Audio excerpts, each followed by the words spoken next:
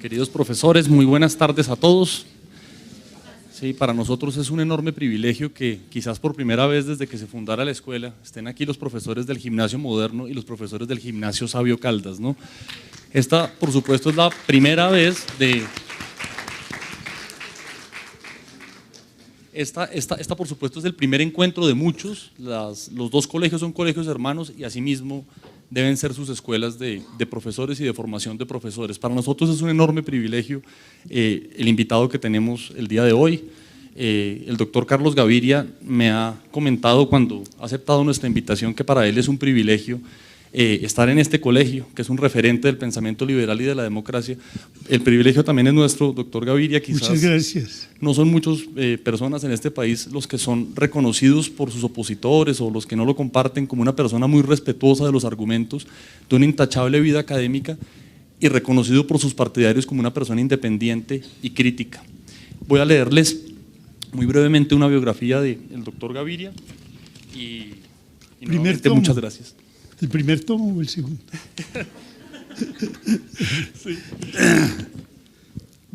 Sí, Carlos Gaviria es juez, abogado, profesor de Derecho Constitucional y de Filosofía del Derecho en distintas universidades del país y de América Latina. Recibió cursos de leyes en la Universidad de Harvard y es doctor de la Universidad de Antioquia, donde dio clases por más de 30 años y ocupó el cargo de vicerrector. Gaviria fue magistrado y presidente de la primera Corte Constitucional, senador de la República, fue candidato presidencial en 2006, obteniendo más de 2,5 millones de votos. Escritor de varios títulos, se destaca su libro Mito o Logos hacia la República de Platón, que para los que lo quieran adquirir está en la entrada, un libro bellísimo. Actualmente es presidente de la Fundación Demopaz, Fundación Educación para la Democracia y la Paz. ¿Cómo educar para la democracia? Ese es el título de la conferencia. Doctor Gaviria, muchísimas gracias por estar con nosotros. Muchas gracias. Bueno, 2 palabras introductorias nada más. Primero, me excuso con ustedes porque no he superado totalmente un incidente una bronconeumonía, y mi voz está hoy muy precaria, incluso tengo que transgredir algún hábito mío. Me gusta mucho más hablar de pie, paseándome, pero hoy debo hacerlo con esta limitación. Y primero que todo, decirles que me siento muy orgulloso y muy honrado de estar en este gimnasio por muchas razones. La primera de todas es mi afinidad con la filosofía que informa a esta institución. Tengo una gran veneración por don Agustín Nieto Caballero, por la filosofía liberal y laica que inspiró esta institución. Además, hay que hacer ya algunas precisiones, ¿no? Cuando uno habla de liberal en este momento lo miran mal. Es que el liberalismo tiene un sentido muy noble y es la libertad de pensamiento, el respeto por la opinión ajena, etc. Otra cosa es que el medio donde puede florecer una sociedad de esa naturaleza no puede ser la que describe Michael Sandel como una sociedad de mercado, que es la sociedad en que estamos viviendo. Entonces, yo profeso el liberalismo en el sentido ideológico, pero he pugnado siempre, tanto en mi pensamiento como en mi acción, por una sociedad donde ese privilegio no lo sea, sino que sea un derecho de todo el mundo. Muchas gracias a Santiago Espinosa, a las personas que hicieron posible esta invitación.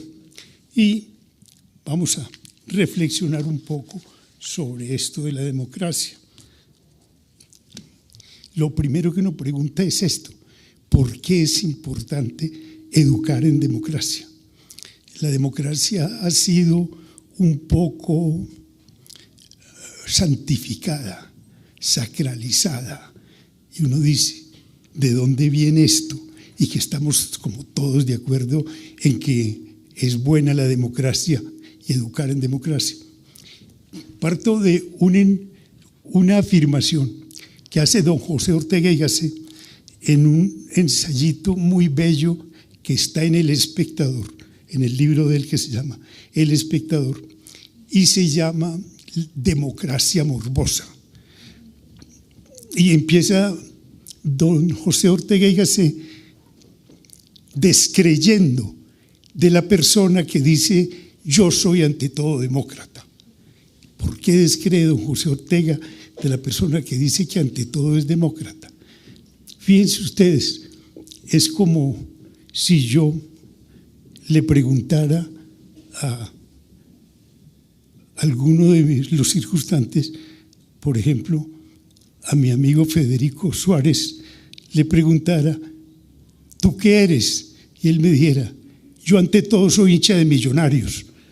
Eso es extraño, porque uno antes de ser hincha de Millonarios es muchas otras cosas. Pues don José Ortega y Gasset llama la atención sobre esa circunstancia, y es que uno antes de ser demócrata tiene que ser otras cosas, es otras cosas, aun cuando no lo sepa. O sea, que él dice que la definición política es una definición que se da en un segundo plano, que en un primer plano hay una definición anterior. Busquemos cuál será esa definición anterior.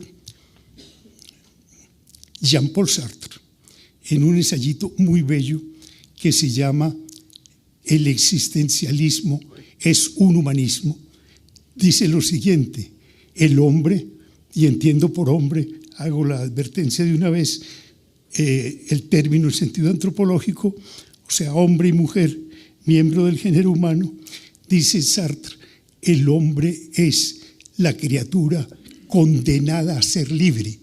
Y a uno lo sorprende, condenada a ser libre. ¿Cómo lo puede condenar a uno a una cosa tan amable como la libertad? Es como si le dijeran que lo condenan a ser feliz. Usted está condenado a ser feliz. Esa no es una condena, diría uno, pero Sartre explica rigurosamente por qué sí es una condena. Porque ser libre significa estar abocado a tomar decisiones. Y nada en la vida tan difícil como tomar decisiones. Yo pongo ejemplos triviales. Si yo estoy conversando con mi mujer y le digo, ¿qué hacemos esta noche? ¿Vamos al cine o vamos al concierto en el Teatro Mayor? ¿Por qué no eliges tú? No, decide tú. O lo tiramos a la cara y sello. Una trivialidad. Y cuando lo que le preguntan a uno es, ¿y usted qué va a hacer con su vida? O cuando uno se pregunta, ¿qué hago yo con mi vida? Esa respuesta no la puedo dar sino yo. Yo. Nadie me puede sustituir en esa respuesta. Sartre cuenta una anécdota muy bella, y es que un estudiante lo buscó en la universidad cuando la ocupación de París por los nazis, y le dijo, yo vengo a que usted me resuelva un problema muy grave que tengo. Y le dijo Sartre, ¿cuál es el problema? Yo soy hijo único, mi madre está enferma. Si yo me voy para la guerra, me incorporo al ejército francés, mi madre se va a morir. Pero si no me incorporo, me va a matar el remordimiento de ser un mal francés. ¿Qué hago? Y Sartre le dice, ese problema no es mío, ese problema es suyo. Yo no le puedo resolver ese problema. Usted conoce el imperativo categórico de Kant, que dice, obra de tal modo que tu conducta pueda convertirse en regla de conducta universal. Usted tiene que saber que si decide incorporarse a la lucha, usted es un excelente patriota. Su conducta puede ser expuesta como la de un patriota ejemplar. Y si se queda con su madre, como un hijo ejemplar. ¿Qué es mejor, ser un hijo ejemplar o un patriota ejemplar? Eso no lo puedo decidir yo, eso lo tiene que decidir usted. Esa es la libertad, ¿cierto? Y la libertad incluso vivida como carga, la libertad vivida como dice Sartre, la condena estar condenado a ser libre.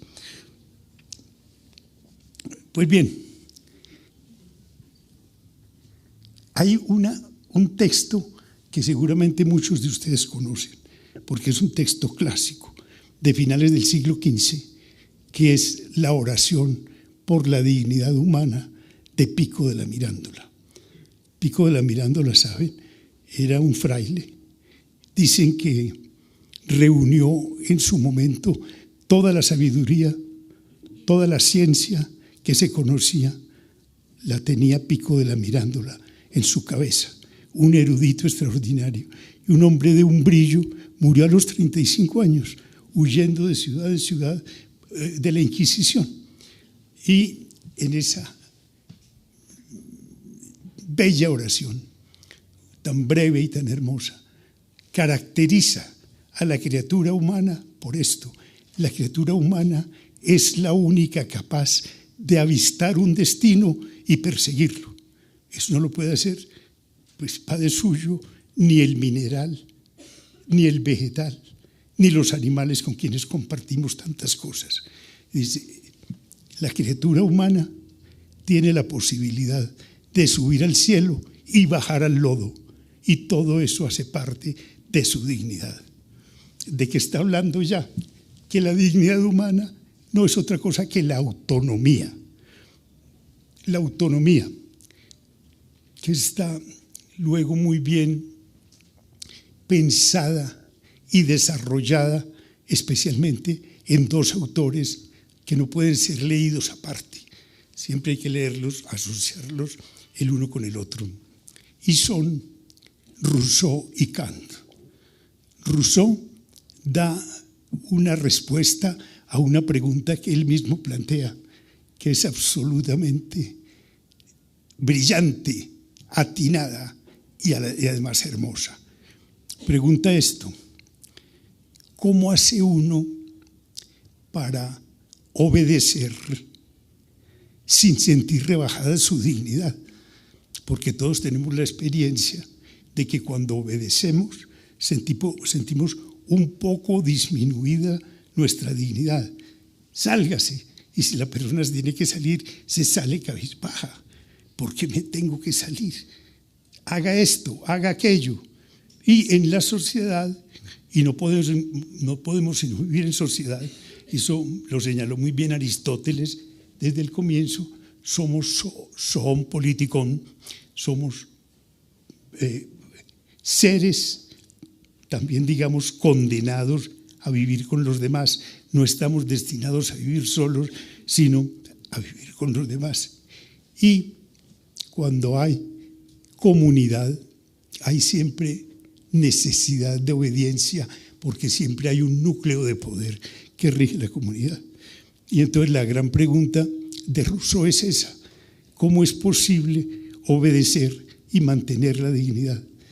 Y oigan la respuesta tan extraordinaria. Dice, únicamente obedecemos sin perder la dignidad cuando obedecemos órdenes que nosotros mismos nos hemos dado. Eso es, ¿no? Y por tanto, la propuesta suya es una sociedad, llamémosla ahora, democrática, es decir, donde todas las personas van a decidir qué es lo que en esa comunidad se hace. Esa es la autonomía de la comunidad. Y Kant luego va a reivindicar la autonomía moral de la persona. Yo no tengo más reglas rectoras de mi conducta que las que yo elijo, porque las considero dignas de ser atendidas, de ser acatadas por todos los miembros de la comunidad. Ahí tienen ustedes. Kant, no. Y sobre todo subraya la dimensión individual. Yo acato las normas que mi conciencia considera que son dignas de ser observadas universalmente. Esos dos pensadores andan tan de la mano. Y les cito dos obras de Rousseau: El contrato social. y de Kant, en este caso, la fundamentación de la metafísica de las costumbres. Es un nombre muy trascendental, asustador. ¿Cómo será eso? Terrible. Fundamentación de la metafísica de las costumbres. Es una obra de una claridad extraordinaria y de la misma manera de una utilidad maravillosa. Esto puede ser anecdótico nada más, pero es importante. Eran tan afines que Kant, según relatan todos sus biógrafos, era un hombre de una disciplina férrea, de unas costumbres absolutamente rígidas. Siempre se levantaba a determinada hora, a las 6 de la mañana, daba un paseo antes de empezar a trabajar por la tarde, para que no se vaya a creer que era un fraile puritano. Se reunía con sus amigos en la casa. Él decía que no debían ser más de 9 personas las que estaban en la mesa a hablar de temas que no fueran filosóficos y a compartir un buen vino, una buena comida, etc. Pero era constante en sus costumbres. Y una vez se sorprendieron los vecinos porque Kant no había dado el paseo matutino. A las 6 de la mañana, ¿qué pasaría con el señor Kant? Y le preguntaron y dijo, es que estaba leyendo un libro que se llama Reflexiones sobre lo bello y lo sublime de Juan Jacobo Rousseau y no pude dejar de leer ese libro y por eso hoy alteré mi costumbre. Eran de una afinidad intelectual extraordinaria. Son los fundadores, a mi modo de ver, del liberalismo y de la democracia moderna. Yo creo que ya es suficientemente atractivo lo que les he dicho para saber uno que si la democracia tiene que ver con la autonomía personal y que la autonomía personal es la misma dignidad y que tiene que ver con la autonomía de la comunidad, que la comunidad no sea gobernada desde afuera, sino que ella misma se gobierne, entendemos por qué es que nos gusta la democracia y por qué vale la pena educar en democracia. Cuando a comienzos del siglo XIX, una revista alemana formuló una pregunta a muchos pensadores, pensadores políticos, pensadores morales, filósofos, teólogos, etc. La pregunta era, ¿qué es la Ilustración? Y se hizo clásica la respuesta de Kant, que se encuentra en un librito pequeño que se llama así, se llama Respuesta a la pregunta ¿qué es la Ilustración? Y lo respondió de esta manera. La Ilustración es la salida del estado de ignorancia culpable en que se encuentra la persona por no atreverse a pensar. Su lema era sapere aude. Sapere aude es atrévete a pensar. Muy bien, una respuesta muy linda. El texto clásico lo conocen y todos los comentarios, si no, se los recomiendo. Es un libro también bello, un librito pequeño, un verdadero clásico. Yo, dentro de las condiciones que pongo para seleccionar o calificar un libro como clásico, exijo la brevedad.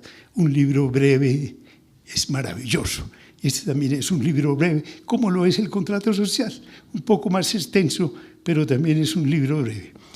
Pero, como les digo, no fue Kant el único preguntado, sino muchos otros pensadores, filósofos, teólogos, etc.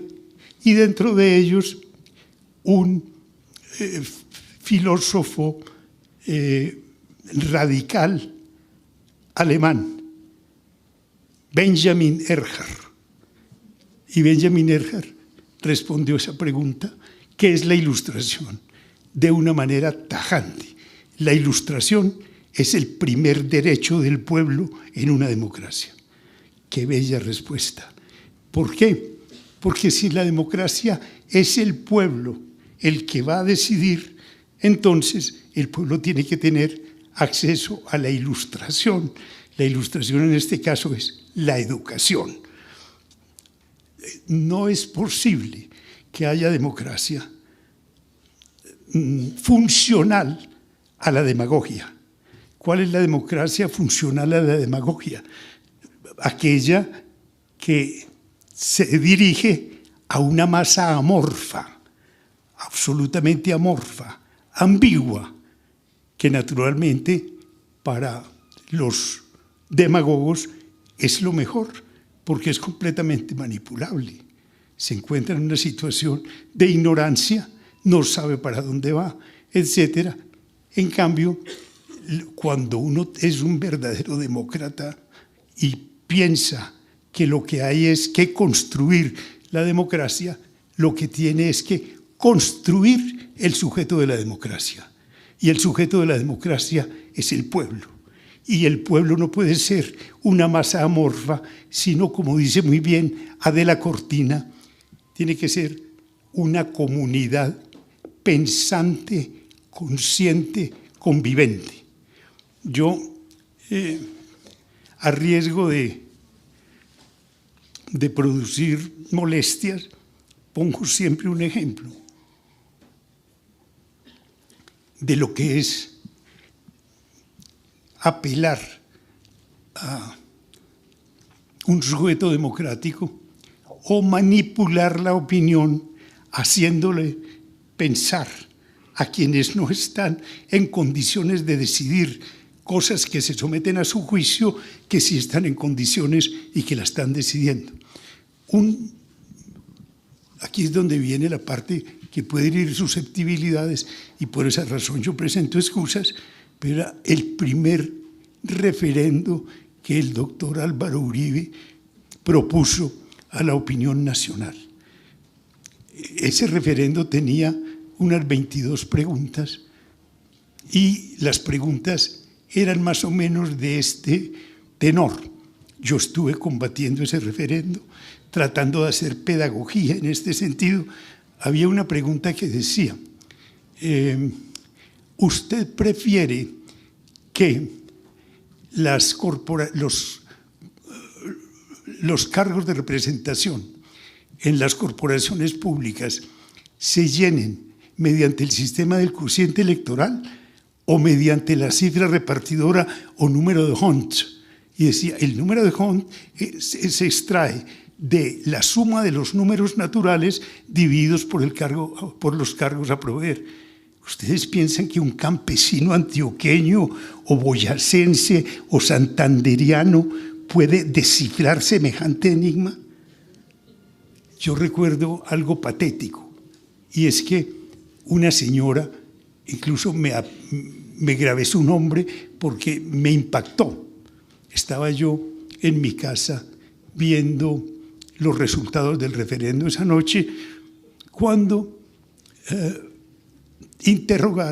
entrevistaron a una señora de nombre María del Carmen Reyes, y le dijeron esto.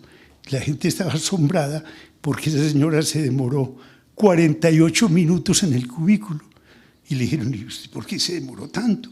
Y dijo, por una razón, yo no milito en ningún partido político, no tengo televisión, no me llega publicidad, lo único que sé es que para uno ser un buen ciudadano debe cumplir ciertos deberes, como venir a votar. Y yo leí todas las preguntas y no entendí sino una, y esa fue la única que pude rayar.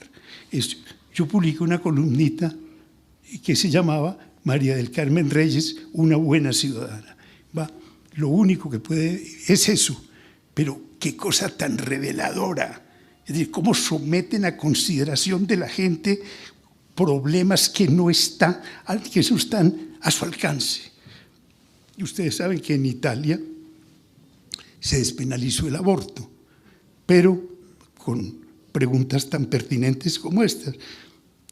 En primer lugar, la despenalización del aborto, el aborto mismo, pues el problema, no ofrece dificultades de información como las que puse de presente anteriormente, sino que tiende a pulsar la sindéresis, digamos, el sentimiento moral de cada persona. Y le dicen, ¿usted está de acuerdo con que la mujer que suspenda el proceso de gestación sea sancionada siempre? Primera pregunta. Segundo, que si se da en las circunstancias de peligro de su vida, de muerte del feto, de violación, no sea sancionada. Dos cosas. ¿Y qué está pulsando? Está pulsando el sentimiento moral de cada persona. Fíjense, si nosotros proponemos un referendo sobre la pena de muerte, yo soy absolutamente enemigo de la pena de muerte, pero me parece que es pertinente. ¿Cierto? Y le preguntan a la gente, ¿usted está de acuerdo con que fusilen a los secuestradores? Algunos dirán, claro, esos son unos hombres muy malos, unos delincuentes terribles, que los maten. Y otros dirán, no, a mí no me gusta que maten a nadie. ¿Qué está respondiendo? El sentimiento moral. Hay un mito muy lindo, que es justamente ese. Está expuesto en el diálogo Gorgias o de los sofistas de Platón.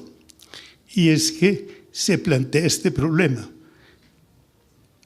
¿Por qué en las asambleas populares, cuando se trata de problemas de la medicina, de la salud de la gente, únicamente son llamados a hablar los médicos?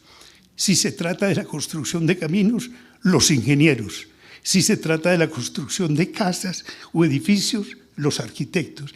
Pero cuando se trata de la justicia, que parece una cosa mucho más trascendental, son llamados todos los ciudadanos. Cualquiera puede opinar. Y entonces el mito es muy bello, y es que Prometeo, que era un dios favorable a los humanos, cuando vio que al demiurgo le habían quedado mal hechas las cosas, porque la criatura humana no era tan fuerte como el león, ni tenía alas para volar como el águila, ni era tan veloz como la gacela. Entonces hizo una consideración. Es necesario compensar esas desventajas en que se encuentra, y le mandó un regalito con su hermano Epimeteo.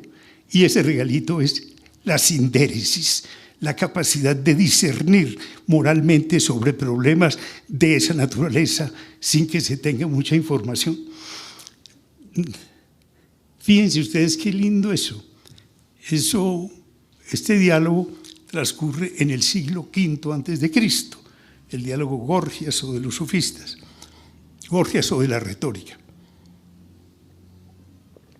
Y 21 siglos después, o 22, en el siglo XVII, Descartes, pues, empieza su discurso del método diciendo: el sentido común es lo mejor repartido que hay en el mundo, hasta el punto de que nadie desea más del que tiene. Todo el mundo se siente muy bien, muy satisfecho con el que tiene. Y Erasmo de Róterdam, en el elogio de la locura, dice esta belleza. Dice, es curioso, yo he recorrido muchos templos en Europa y encuentro solicitudes a la divinidad, muchas veces a través de la mediación de los santos. Y entonces, este es un esboto, un bracito de parafina o de cera, y al lado una leyenda: Señor, para que me cures mi mano derecha, o para que me cures mi pierna izquierda. Pero nunca he visto uno que diga: Señor, para que me hagas más inteligente de lo que soy. Todo el mundo se siente muy satisfecho con la inteligencia que tiene. Y a eso lo podemos reducir más bien a esa capacidad de discernir, a esa capacidad moral que, de acuerdo con los griegos, había sido enviada como un regalo por Prometeo. Y en este caso, digamos, una característica de la condición humana, y es esa capacidad de discernir. ¿Qué es lo primero que hay que hacer entonces? Si nosotros tenemos como un bien y me parece que es difícil que alguien no lo tenga como un bien, la autonomía personal, que está, como les decía, puesta de presente en la oración por la dignidad humana de Pico de la Mirandola, puesta como prácticamente una condición de humanidad, la dignidad humana, íntimamente vinculada a la autonomía. A mí no me cabe en la cabeza que alguien no quiera ser autónomo, aun cuando, como les decía, por las anotaciones de Sartre, a veces uno tiene que tomar decisiones tales que diría que tan bueno que las tomaran por mí y no tenerlas que tomar yo. Pero naturalmente rescatar la dignidad de la persona es rescatar su capacidad de ser autónoma.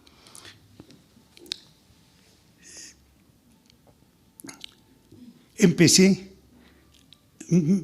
planteándoles o citándoles la referencia a Ortega y Gasset, citándoles el ensayito de Ortega que se llama Democracia Morbosa, donde él dice que cuando uno dice, o alguien que diga, que afirme, yo soy ante todo demócrata, no sabe muy bien lo que está diciendo, porque uno antes de ser demócrata tiene que haber definido otras cosas y ser otro tipo de decir, haberle elegido un rumbo a su vida.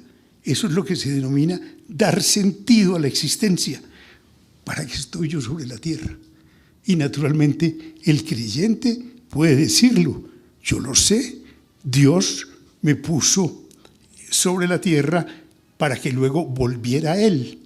Digamos, en Aristóteles diríamos, el fin del hombre es ser racional. Y Santo Tomás diría, la visión beatífica, no únicamente ya un destino natural, sino sobrenatural. Ver a Dios. Y perfecto, una persona creyente tiene todo el derecho de organizar su vida de esa manera y que nadie interfiera en esa decisión. Pero, ¿y quienes pensamos que la existencia no tiene más sentido que el que uno le atribuye? Porque a mí se me preguntan, ¿cuál es el sentido de eso? ¿Para qué vino usted al mundo? Para nada. Y entonces, soy yo quien tengo que decidir qué hago con mi existencia. Esa es la decisión trascendental. Y entonces, hay un texto muy bello de María Zambrano, una filósofa española muy brillante, discípula de Ortega y Gasset, precisamente, que se llama Democracia y Persona. Y María Zambrano dice esto, que yo comparto plenamente. Todo ciudadano tiene que ser absolutamente consciente de cuál es el sentido que le da su existencia, especialmente las personas que hemos tenido acceso a la educación. Tenemos que tener respuestas para preguntas como estas. ¿Usted por qué es cristiano o por qué no lo es? ¿Usted por qué es agnóstico o por qué no lo es? ¿Por qué es ateo? Es decir, uno de los vicios de esta sociedad, de la sociedad colombiana, que pone de presente ese carácter amorfo del sujeto político que es el pueblo, radica en esto. Si uno le pregunta a una persona, ¿usted es liberal o conservador? Yo soy liberal. ¿Y por qué? Porque mi tatarabuelo peleó con el general Uribe en Palo Negro, ¿cierto?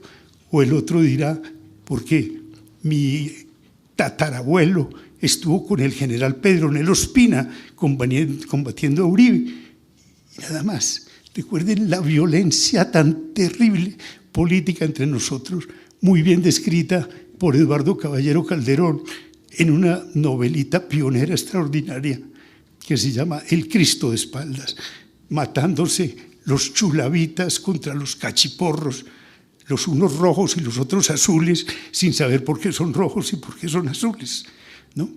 Entonces, la tarea es hacer consciente a la gente y que cada uno, especialmente cuando ha tenido acceso a la educación, sea consciente de cuál es su posición en el mundo.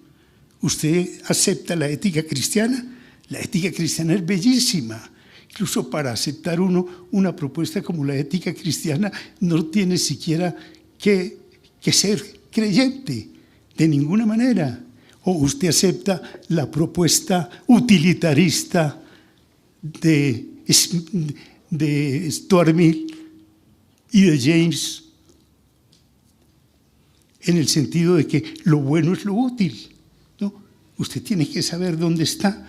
O usted es partidario de que las instituciones de un Estado sean diseñadas por un grupo de ilustrados, es decir, por personas con la mente cultivada, que le fijan una meta a ese país, y entonces en ese caso la persona estará optando por una posición ilustrada, liberal, o usted es partidario más bien de que las instituciones sean el producto del proceso histórico.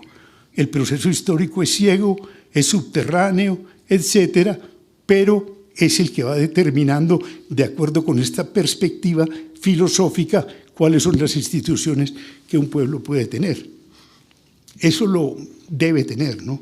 Eso lo vemos muy bien ilustrado en un debate muy interesante posterior a la Revolución Francesa que se dio entre Edmund Burke, un pensador conservador, que es el verdadero fundador del pensamiento conservadurista moderno.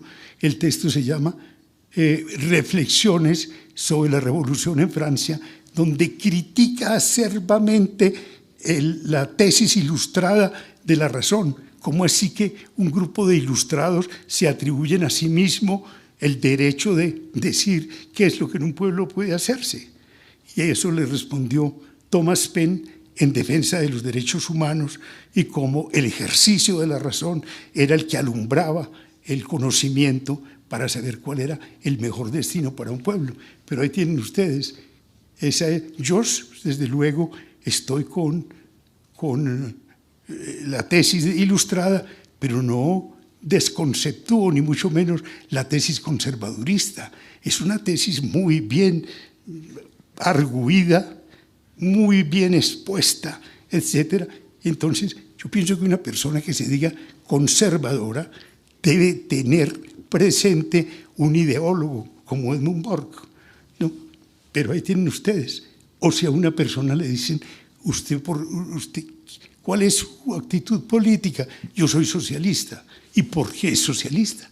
Díganos por qué es socialista. Eso es absolutamente necesario. Y algo más, obligatorio para cualquier buen ciudadano, especialmente si ese ciudadano ha tenido acceso a la educación. Pero entonces, simplemente para rematar, tomar la referencia inicial de Ortega y Gasset, descreo de la persona que dice yo soy ante todo demócrata. María Zambrano, en ese librito de que les hablo, que se llama Democracia y Persona, parece estarle respondiendo a su maestro, porque dice, si a mí me preguntan por qué me gusta la sociedad liberal y democrática en el sentido en que la hemos definido, la respuesta mía es esta, porque en una sociedad de esa naturaleza decidir no es permitido, es obligatorio.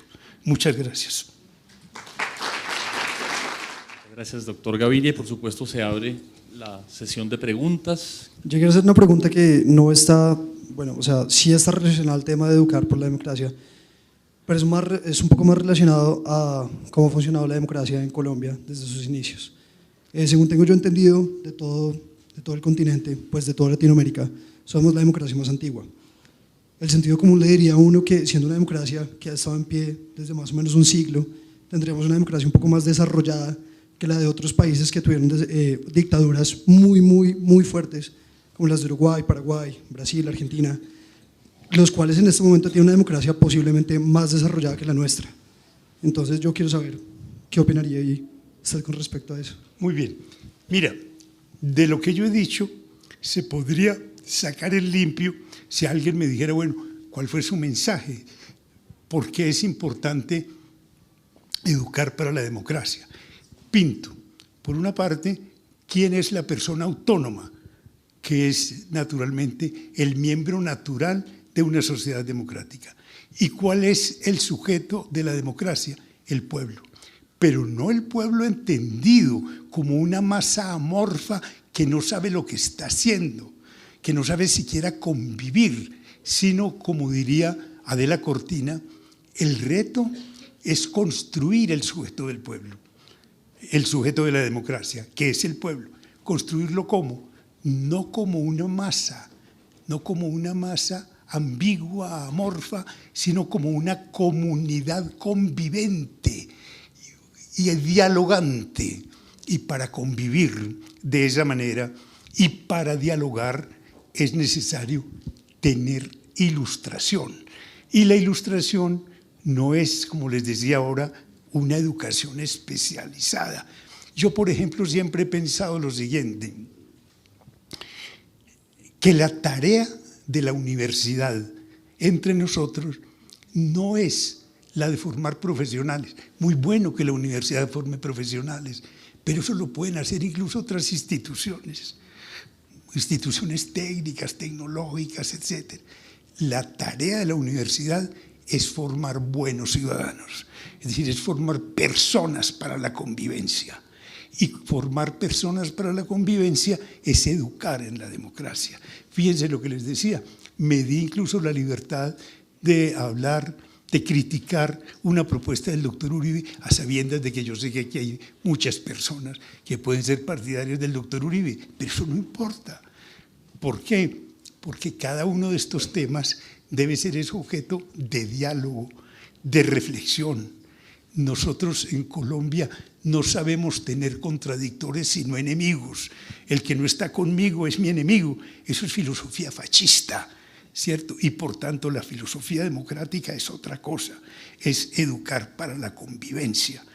Yo he pensado siempre eso, que incluso hay una obra, un librito muy bello que yo aprecio sobremanera, de un antiguo rector, presidente de la Universidad de Chicago, que se llama Robert Hutchins, y el libro se llama La Universidad de Utopía. Hutchins se pone a razonar, como quien dice, en una sociedad que no existe ni en su patria, porque sus críticas van dirigidas a la universidad norteamericana. Y dice, veo en el apego al dinero la disolución de la universidad americana. ¿Por qué? Porque la universidad americana, entonces, la que critica Hutchins, ha cambiado el propósito inicial de la universidad, el compromiso, que es un compromiso con el conocimiento, lo ha cambiado por otras cosas, por el cultivo de disciplinas o de temas que tengan demanda en el mercado.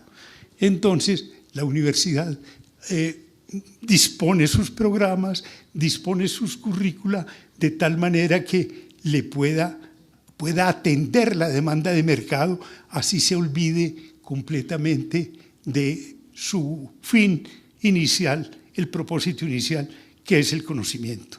De manera que eso pienso yo, que la educación en una sociedad como la nuestra, donde yo hago afirmaciones a veces muy radicales que a la gente la molestan, como decir esto, no aceptemos que Colombia es una democracia.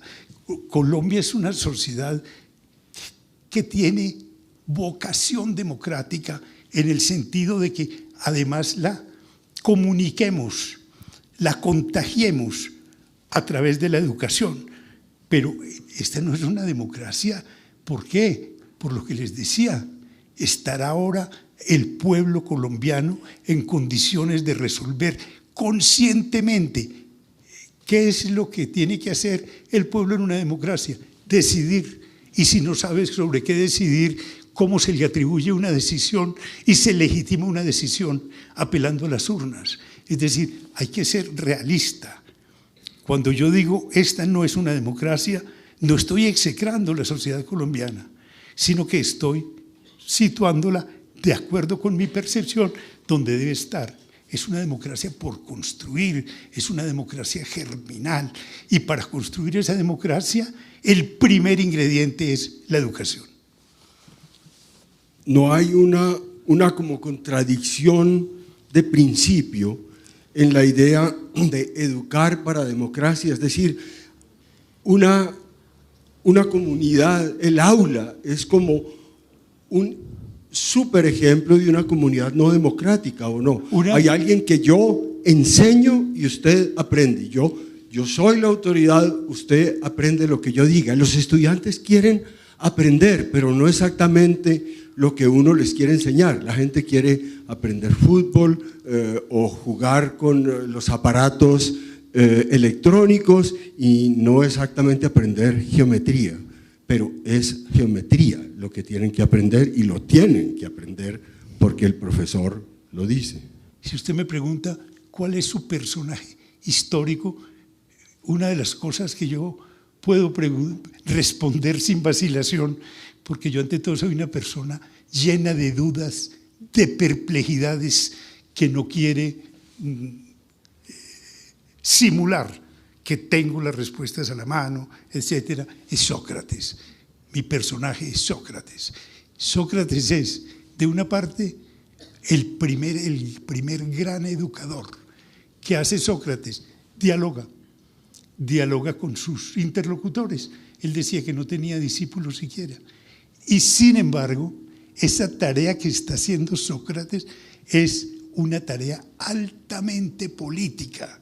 ¿Por qué? Sócrates no ocupó cargos públicos, salvo algunos de forzosa aceptación, como ser jurado del Tribunal de los 500, etcétera, pero nada más.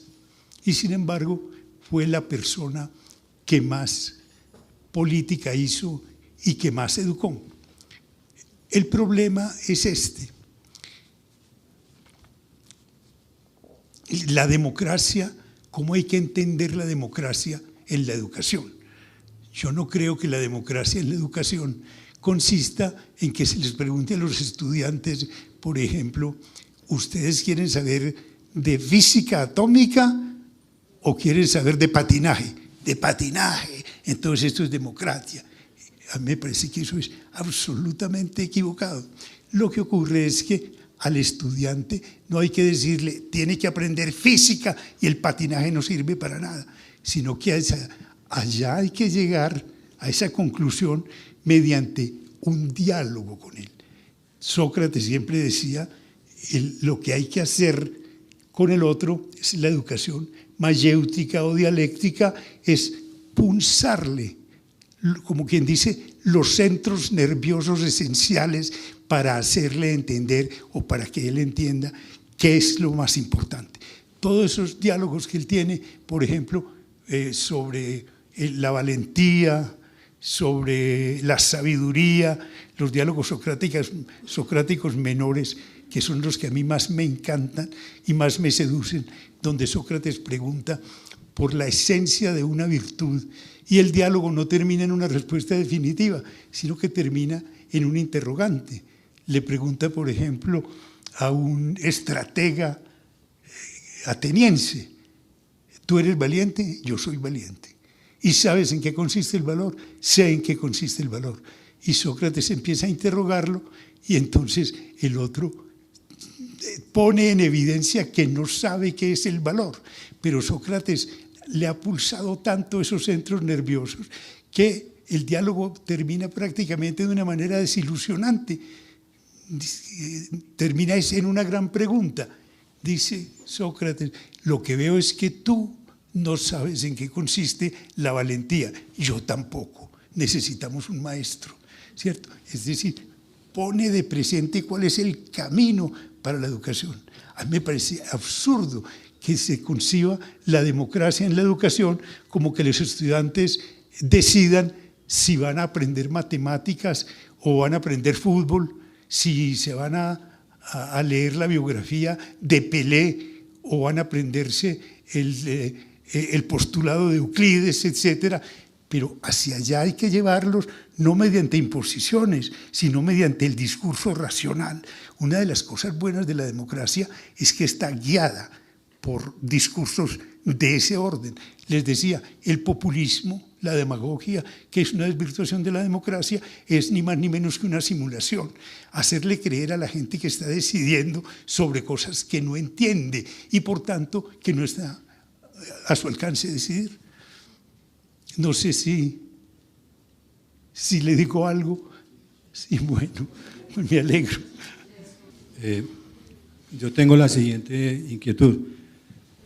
Entiendo la relación que hay entre el desarrollo del pensamiento y la democracia en cuanto a que la persona sea capaz de tomar una decisión. Se ha criticado mucho en nuestro país la forma de transmitir el conocimiento que en lugar de ilustrar lo que crea es una dependencia. Sí. Y todo está resuelto. Entonces, en mi época se hablaba de la educación tipo banquillo, lo sientan en un banco y permanece así hasta que termina el posgrado, porque todo está hecho, todo está resuelto. No hay como una cuestión muy clara de cómo desarrollar la autonomía, se desarrolla más bien una dependencia. Y entonces uno se pone a pensar en lo que usted hablaba del plebiscito, en todas las consultas, en todas las discusiones que hay en el país, pero la gente no lo entiende.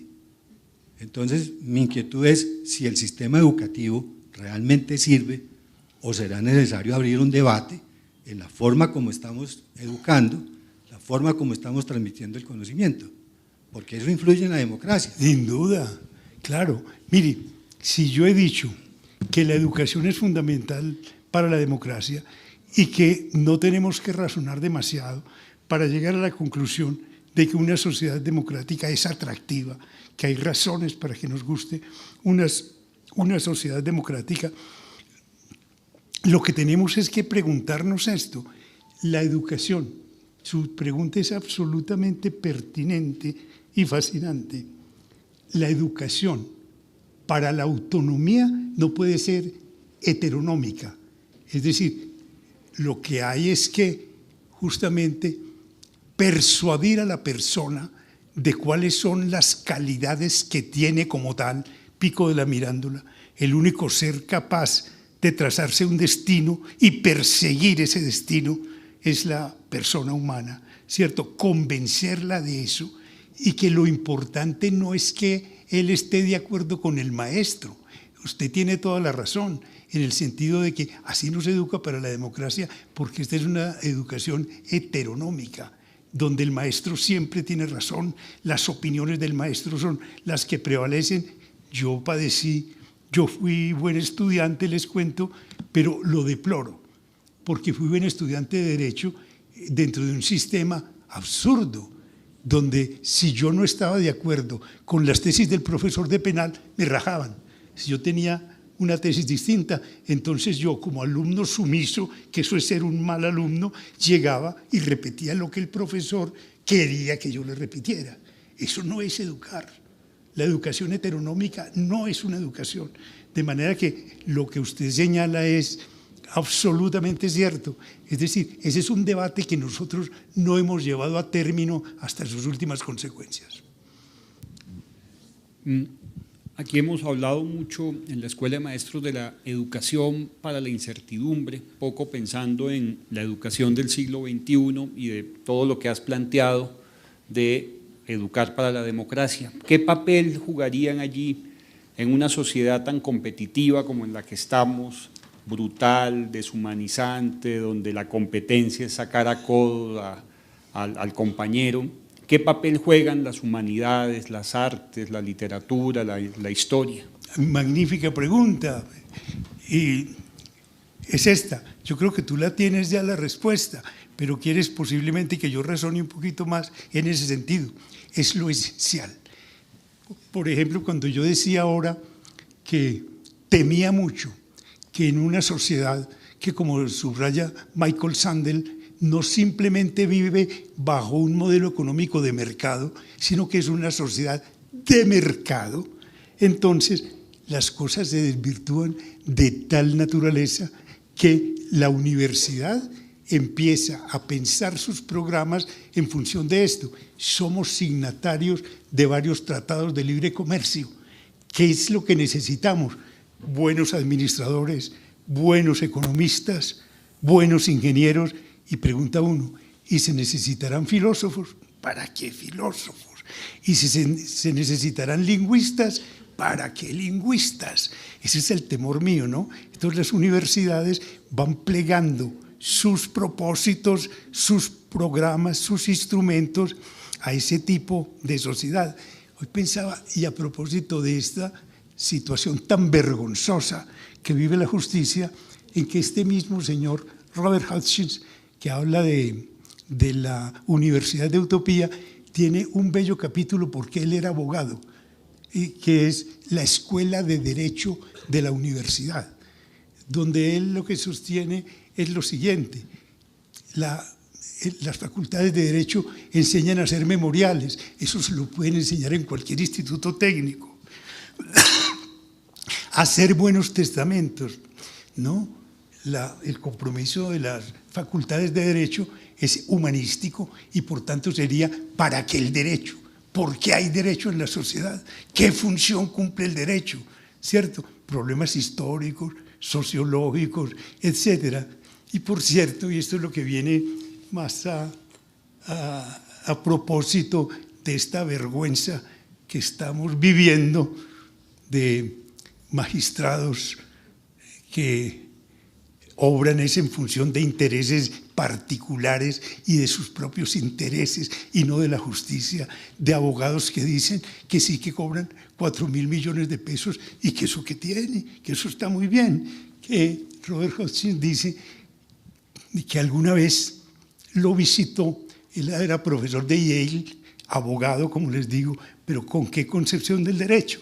Lo visitó un antiguo discípulo de la Universidad de Yale en Chicago y Hutchins le preguntó, dígame Ricardo, ¿es cierto lo que me cuentan que en Nueva York hay gente que ejerce la abogacía por plata? Con eso le digo pues, ¿qué es lo que yo pienso que significan las humanidades en una universidad? Son la esencia de la universidad. Bueno, yo quisiera abrir con una frase que me dejó un poco atónito dentro del aula, y es que le preguntaba a un estudiante que se había hecho la tarea y me dijo, ¿usted no sabe con quién está hablando, profesor? Creo que la sociedad nos plantea una doble moral en muchos sentidos. En la democracia, estaba reflexionando en torno a la democracia y cómo este estudiante me podía decir, usted no sabe con quién está hablando y por qué en la sociedad contestamos con preguntas así, ¿no? Yo pensaba, la democracia nos cobija a todos. ¿Cómo hacer para que nos cobije, para que todos seamos partícipes de esa democracia, pero fuera del aula y afuera los medios de comunicación y la vida real nos dice que no es así? ¿Y cómo hacer ese engranaje entre el mundo, la sociedad y lo que hay dentro del aula? Muchas gracias, excelente también. Fíjate esto, tu pregunta corrobora todas las inquietudes que yo he planteado y mi afirmación radical de que esta no es una sociedad democrática, que la sociedad democrática está por construir. Una sociedad democrática es una sociedad de derechos y no de privilegios, de derechos y obligaciones y no de privilegios. Nosotros sabemos que aquí al ciudadano corriente lo tratan tan mal que el que no quiere ser tratado como ciudadano corriente trata de insertarse en uno de esos grupos elitarios, bien sea por la economía, por el poder, por el apellido, etcétera, con el objeto de que no me vaya a tratar a mí como cualquier ciudadano, que yo soy muy importante, cuando en una democracia lo bello es tráteme como a cualquier ciudadano. Yo recuerdo que el maestro Gerardo Molina cuenta en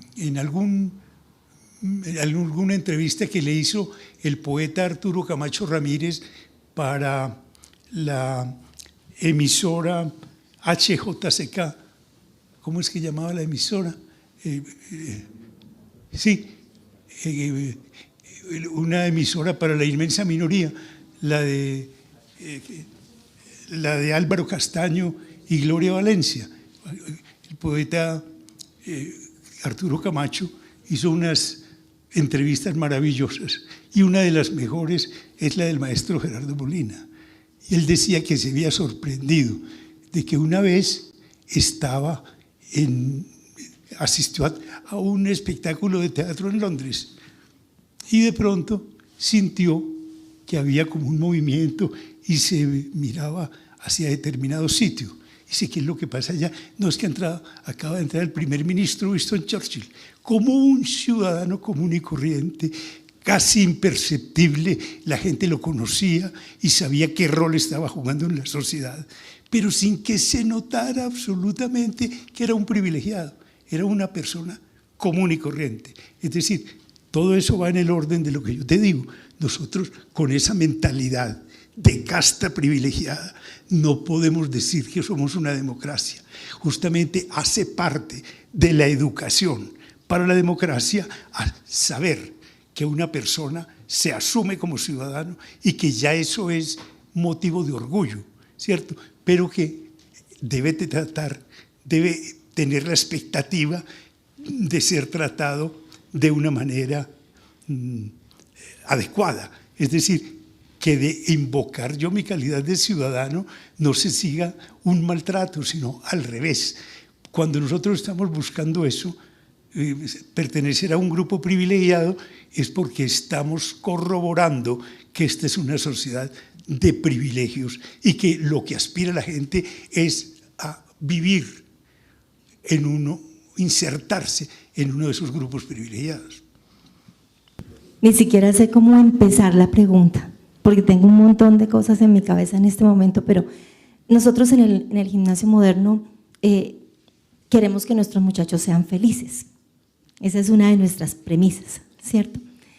Pero ese ser felices a veces los muchachos lo malentienden, precisamente con algo que usted comentaba hace un rato, con el desorden. Y entonces creen que si se matriculan aquí, entonces eso les garantiza ser felices a costa de una indisciplina, de una desorganización, ¿verdad? Entonces hemos perdido un poco como esa sed de conocimiento. Muy bien. Y hacia allá voy. ¿Cómo se hace? Muy bien. Sabemos que no hay una clave, pero… Le voy a hacer una confesión, y es esta. Yo soy un profundo admirador. Uno de los libros que más ha influido en mi vida, no únicamente en mi relación con los hijos, con quienes por fortuna tengo una hermosa relación, sino con la gente en general, es un libro de A.S. Neill que se llama Summerhill, un punto de vista radical sobre la educación de los niños.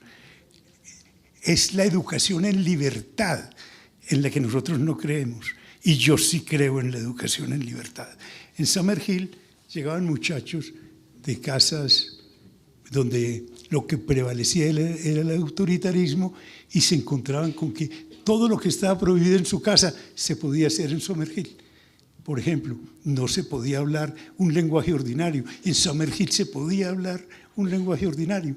Entonces ellos veían ya, bueno, pero ¿para qué hablo ese lenguaje si no está prohibido? Porque lo hablaban fundamentalmente porque estaba prohibido. Y Neill cuenta una cosa muy linda a propósito de eso, porque le decían, bueno, ¿y usted por qué tiene esa manera tan arrevesada de educar? Dice, por una razón, porque yo lo que creo es que la educación debe conducir a la felicidad antes que cualquier otra cosa. Y le preguntaban, bueno, pero ¿y los egresados de Summerhill qué hacen? Y oigan la respuesta, que va también en ese mismo orden de ideas que estamos tratando. Decía, mire, tenemos buenos artistas, buenos escritores, buenos artesanos, han salido aquí excelentes carpinteros, herreros, etcétera, buenos pintores, eso sí, ni un solo primer ministro. Y si hubiera salido alguno, yo hubiera pensado, fracasé. ¿cierto? Porque es el arribismo. Ahora, es una filosofía un tanto rusoniana, ¿cierto? Los estudiantes no tenían que asistir a clases, pero había profesores tan sabios, tan encantadores, que los estudiantes por su propia cuenta querían ir a oír a esos profesores, convivir con esos profesores, y no que a uno le impongan, es que usted tiene que asistir ya a la clase de geometría, pero esa clase es muy fatigosa y no aprendo nada, pero tiene que hacerlo, ¿cierto? O sea, tenemos una educación, a mi juicio, todavía muy acartonada. Y esto que les digo, se los digo con temor, porque podrán pensar que yo soy un anarquista en esa materia. No, lo que creo es que nosotros le tememos mucho a la libertad y consecuencialmente a la educación en la libertad. Bueno, mi pregunta también va unida con la anterior, que es el tema del amor al conocimiento, pero también algo muy ausente hoy en día en la sociedad, que es el tema de valores, ética, un sentido de pertenencia, el tema de lo colectivo, de ver que no solo somos nosotros, sino que vivimos en sociedad, es algo muy ausente. Y tú nos decías el tema de que eso en la educación y en la ilustración, pues eso hoy en día está, eso se habla. Muy bien. Pues más o menos mi pregunta encaminada, ¿cuál crees que sea la falencia y qué se puede hacer para que eso se vea en el día a día? Porque de eso se habla en las aulas, pero en el día a día, en el actuar, es donde no se ven ese tipo de cosas. Muy bien. Mira, gracias. Yo pienso que los estoy desilusionando con mis respuestas, porque posiblemente ustedes esperaban otra cosa, pero yo no vine a ilusionarlos, sino a decirles con toda franqueza, con toda sinceridad, qué es lo que yo pienso a propósito de eso. Miren, si ustedes me preguntan a mí, y ese es otro dato pues que puede ser irrelevante, pero la pregunta podría ser, ¿qué es lo que a usted más lo apasiona en la vida? Y yo les diría, la ética. Mi pasión es la ética. Y me gusta la ética, entre otras cosas, porque en la ética hay un elemento como el de la autonomía, como el de tener que decidir. Yo no puedo decidir si el teorema de Pitágoras es verdadero o falso. Eso me lo demuestran y yo quedo ya convencido. No puedo hacer nada más, ¿cierto? Sin embargo, la inquietud mía por la ética y mi pasión por la ética me la indujo un profesor que nunca habló de bueno, malo, correcto, incorrecto. Era mi profesor de geometría y de trigonometría en el bachillerato. ¿Y por qué ese señor fue el que lo indujo a usted a preocuparse por la ética? Por una razón. Porque cuando tú me dices cómo se educa en valores, etcétera, este señor, digo su nombre, se llamaba don Octavio Harry, un hombre que había nacido en Inglaterra y había venido muy pequeño, se educó creo que en el colegio de los Casas Manrique, en fin. Y este señor era así, llevaba más o menos 40 años enseñando álgebra y trigonometría. Todos los días preparaba clase. Encontraba una nueva manera de demostrar un teorema. Que ayer lo demostramos por este método, se me ocurrió anoche que se puede demostrar por el método de reducción al absurdo, y lo demostraba con un método de reducción al absurdo bien presentado. Yo no hago de la presentación personal ninguna cosa importante, pero es bueno que frente a uno esté una persona no como un gentleman, una persona bien presentada, ¿no? Rigurosa en sus tesis, preocupada porque hasta el último estudiante hubiera captado lo que él decía. Les pongo este ejemplo. Una vez nos dijo en la clase de geometría, nos dio una frase y nos la escribió griega, que era: hoy los números gobiernan el mundo. La escribió, era un viernes. El sábado él no tenía por qué ir a la universidad, al bachillerato, pues. Y interrumpió la clase de filosofía que la dictaba el rector, Monseñor. Y dijo: Monseñor, me da mucha pena, pero voy a interrumpir la clase 5 minutos. Es que anoche pasé muy mala noche. ¿Por qué? Porque yo les escribí mal esta frase en griego. Esa frase en griego no se escribe así.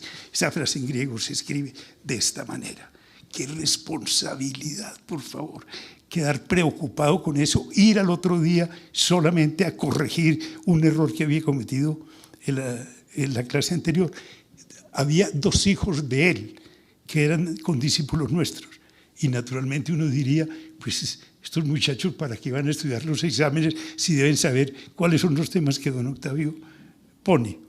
La ecuanimidad al calificar. Llegaba a leer los resultados de las calificaciones. Harry Norman, 0,2.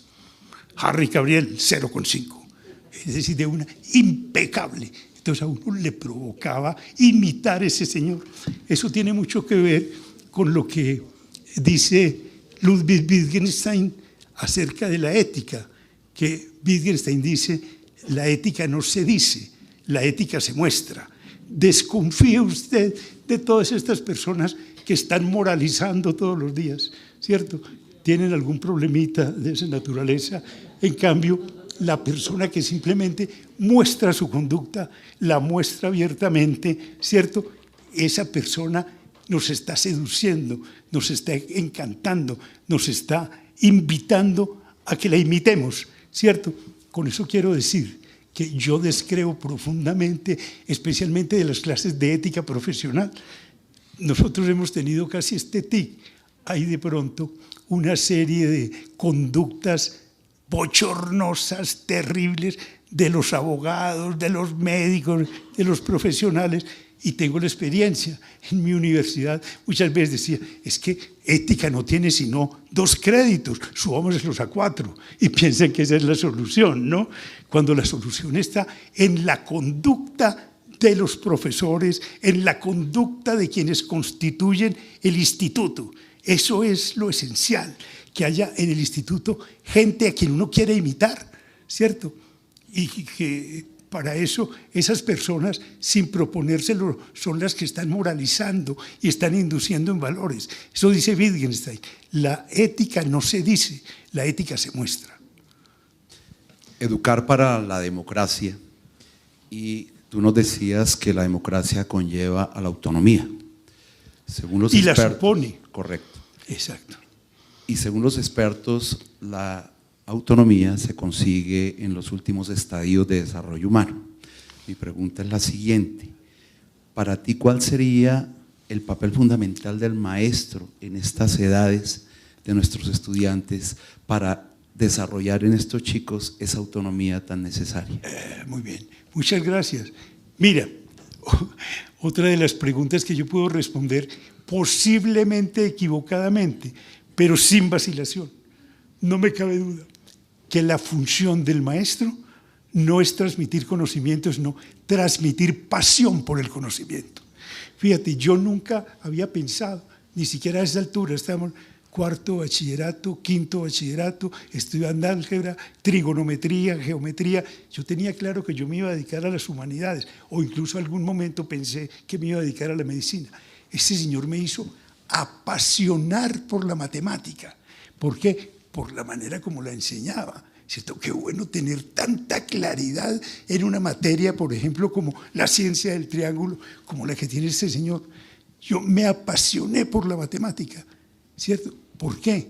No porque él me impusiera nada, sino porque tenía una forma de enseñar, además tan democrática, ¿cierto? Abierta, clara, el hecho de que estuviera buscando siempre nuevos rumbos, nuevos métodos de demostración de un teorema, en que tratara a todas las personas de esa manera y en que se preocupara, porque si un estudiante no había captado un problema, no fuera problema de él, sino del estudiante. No pasaba de un tema a otro hasta que el estudiante que él consideraba el menos brillante de la clase le respondiera adecuadamente preguntas de esa naturaleza. Entonces, yo pienso que lo mismo era Sócrates, que hacía lo que inoculaba, era ese virus de la pasión por el conocimiento. Buenas tardes, yo me voy de esta charla con la impresión un poco de que no deberíamos estar educando para la democracia. Democracia visto un poco como el sistema de participación política que refuerza las masas amorfas, todo lo que hablamos al comienzo, sino para la autonomía y el pensamiento independiente. Casi deberíamos estar educando para la irreverencia. Entonces mi pregunta es, ¿no sería más democrático educar para el cuestionamiento de la norma, para la irreverencia consciente, argumentada, que para la misma democracia como sistema de participación política? Claro, mira, lo que ocurre es esto: cuando se educa para la irreverencia, ¿cierto?, o se propicia la irreverencia, se educa para la autonomía. Usted no tiene que pensar como yo, piense de manera heterodoxa. A mi juicio, uno de los vicios de la sociedad colombiana consiste precisamente en aspirar hacia la uniformidad del pensamiento. Eso no es bueno. Incluso cuando aquí se habla, es que el doctor Álvaro Uribe le está haciendo mucho mal al país, lo está polarizando. Yo, que como se los he confesado, no soy uribista, digo, por favor, ¿cómo que está polarizando el país? En una sociedad democrática lo que debe siempre haber es varias propuestas y motivos de argumentación, de discordia intelectual. Lo que pasa es que nosotros le tememos porque como no sabemos disentir, sino que, como les decía al comienzo, al adversario lo convertimos en enemigo, entonces de ahí se sigue la violencia y a la violencia sí hay que temerle. Pero fíjate, esa persona que tú estás pintando, irreverente, heterodoxa, es la persona más importante en una democracia, porque está revelando su autonomía, su capacidad de ser autónomo, y dentro de la capacidad de ser autónomo está precisamente la capacidad de disentir del otro y argumentar por qué mi posición es mejor que la suya. Es que incluso la pregunta anterior me parece a mí tan clave, que en realidad me dice, ¿y por qué educar para la democracia? Yo pienso que es educación para la autonomía, y cuando se educa para la autonomía, se está educando para vivirla en la dimensión individual kantiana y en la dimensión social rusoniana. Y por tanto, educar para la autonomía es educar para la democracia. Y por tanto, si consideramos que es bueno ser autónomo, entonces naturalmente estaremos aplaudiendo también una propuesta como la de una democracia auténtica, ¿no? Eso creo yo. De modo que todas las preguntas que me han hecho han sido tan interesantes, pero creo que conducirían a eso, la educación. Miren, yo tuve una experiencia, yo estuve cursando un año en la Universidad de Madrid, que en ese tiempo todavía no era la Universidad Complutense, sino la Universidad Central, en un curso de Derecho, y había una materia que era como instrucción cívica, ¿no?, parecida, instituciones, y era una apología del fascismo, y concretamente del falangismo.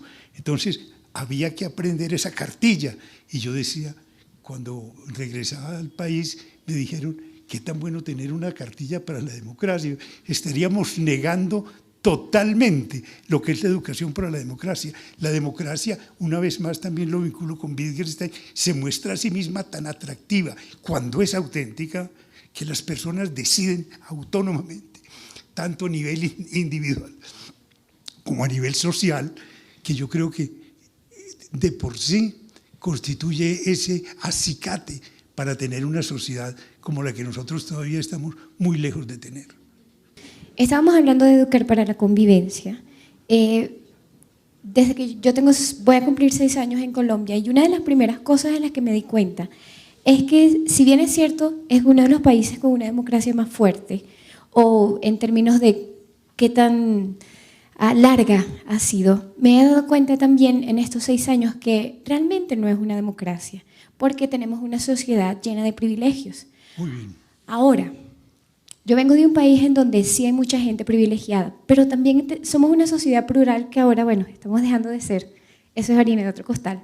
En todo caso, el punto es, ¿cómo hacemos nosotros, que estamos en un medio con chicos privilegiados, cómo hacemos para que estos chicos puedan ser educados en una autonomía que les permita realmente ser plurales y realmente darle espacio a los demás. Porque vamos a estar claros, nosotros estamos educando chicos con privilegios. ¿Cómo hacemos para que ellos, por ejemplo, puedan salirse como de ese estándar o de ese molde y venir a practicar y a construir una sociedad en donde quepan todos, en donde quepamos todos?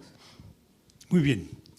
Mire, voy a utilizar una palabra que es, yo lo sé, muy problemática de utilizar. Yo pienso, si usted me pregunta a mí, señáleme una democracia plena, soy incapaz. Dentro de las sociedades nuestras, no. La democracia hay que tratarla como una utopía. ¿Qué es la utopía? La utopía en griego significa lo que no tiene lugar, no tiene lugar. Pero no tiene lugar no significa que no pueda tener lugar. Una cosa son las llamadas utopías comprensivas, como por ejemplo la utopía marxista de la sociedad sin clases y por tanto donde desaparece el derecho y desaparece el Estado, porque los hombres, los humanos, no necesitamos ser gobernados, etc. Y otra cosa, las utopías parciales que propone, por ejemplo, Amartya Sen, en un libro muy bello, uno de los últimos, él escribe demasiado, que se llama La idea de justicia. Y es esta, la propuesta de Amartya Sen es hacer una especie de balance, de escrutinio de las mayores vergüenzas que tiene una sociedad, de la desigualdad, de la distribución de la riqueza inequitativa, de los privilegios, etc. Y pensar de esta manera. Nosotros tenemos un coeficiente de Gini, digo ya en Colombia, vergonzoso. Y preguntar, ¿pero no hay países que tienen un coeficiente de Gini más presentable? Sí, y entonces nosotros, ¿por qué no lo logramos? Si hay otras sociedades que lo han logrado, ¿cierto?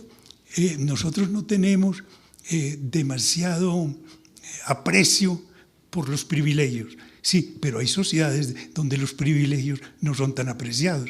Yo les advierto, conozco mal, pero he visitado los países escandinavos, Dinamarca no, pero sí Suecia y Noruega, y me asombró digamos, esa vocación democrática de Noruega. ¿Viste en qué? En lo siguiente, ustedes saben, en Noruega el lujo es de mal gusto, ¿cierto? Las personas viven en casas similares, dignas todas, desde luego, porque tienen muy buenos ingresos, pero aquí puede vivir un multimillonario y enseguida una persona que vive dignamente de los ingresos de su salario, ¿cierto? No utilizan esos carros despampanantes de marca, sino que todos se mueven en automóviles parecidos. Y casi que a la persona que utiliza un vestido ostentoso de marca o se mueve en un vehículo de esos, la silban, ¿cierto? Eso es una sociedad con vocación democrática, igualitaria, de buena ciudadanía. Entonces nosotros podemos preguntar eso. Bueno, ¿por qué, por ejemplo, en Noruega han logrado cosas que nosotros no hemos logrado? ¿Será que no lo podemos lograr? ¿Que estamos definitivamente condenados a ser como somos o podemos mejorar? A mí ese ejercicio de las utopías de Amartya Sen me encanta. Mirar sociedades mejores que las nuestras, que han logrado cosas que nosotros no hemos logrado, pero que nos muestran históricamente que es posible lograrlas. Entonces, por eso les decía, yo no me atrevo a decir, esa es una democracia plena. No, pero es una sociedad mucho más democrática que nosotros y tenemos ejemplos, incluso contemporáneos, de sociedades que han superado muchas lacras que nosotros todavía no hemos podido superar y que podemos superar incluso, ¿cierto?, con la ayuda invaluable de la educación. Muchísimas gracias, doctor Gaviria. Sus palabras.